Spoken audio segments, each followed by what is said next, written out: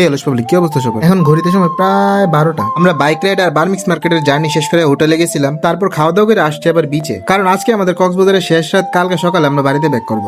আমরা যখন হোটেল থেকে বের হই তখনই আকাশটা একটু খারাপ ছিল, আর বিচে আসার পরপরই নামে একটা ঝুম বৃষ্টি। যেহেতু মোবাইলের জন্য ওয়াটারপ্রুফ ব্যাগ গুলো আছে, সেহেতু মোবাইলের চিন্তা নাই। তো ভাবলাম মোবাইল ভিজার যেহেতু চিন্তা নাই, আর এই সুযোগটা কোনো সময় পাই না পাই, তাই আজকের বৃষ্টিটা একটু উপভোগ করি। বৃষ্টি নামছে প্রায় 1 ঘন্টা হয়ে গেছে। এই 1 ঘন্টার মধ্যে সমুদ্র বিচ প্রায় পুরোটাই খালি হয়ে গেছে, বাকি আছে শুধু এই রাস্তাঘাটের ছোট্ট দোকানগুলো, আর রাস্তাঘাট প্রায় মোটামুটি একদম ফাঁকা। আচ্ছা, ভিডিওতে দেখা যাচ্ছে আমরা শুধু দুইজন, মুল্লা আর রবি এই মুহূর্তে কই আছে। আচ্ছা, বাইক রাইড করে আসার পর মুল্লা প্রচুর পরিমাণে টায়ার্ড হয়ে যায়, ওই কারণে আমাদের সাথে বিচে আসছে না, খাওয়া দাওয়া করে হোটেলে গিয়ে ঘুমাই গেছে। আর বাকি রইলো অভি, হের কথা কি আর কমু। বিচে আসছে আমাদের সাথে ঠিকঠাক, বৃষ্টি নামছে পরে হ্যাঁ ভয়ে একদম শেষ। পরে একটা দোকানের মধ্যে দাঁড়া করে আমরা দুজন বের হয়ে আসছি। এখন ঘড়ির কাঁটা প্রায় 1টার কাছাকাছি, আর যতটুকু দেখা যায় পুরো রাস্তা একদম খালি। সত্যি বলতে আমার লাইফের অনেক বড় একটা ড্রিম ছিল এই গভীর রাতে ঝুম বৃষ্টিতে জনশূন্য একটা রাস্তায় হাঁটা, কিন্তু সাথে জল পাঠার বদলে জল পড়ে থাকলে ভালোই তো।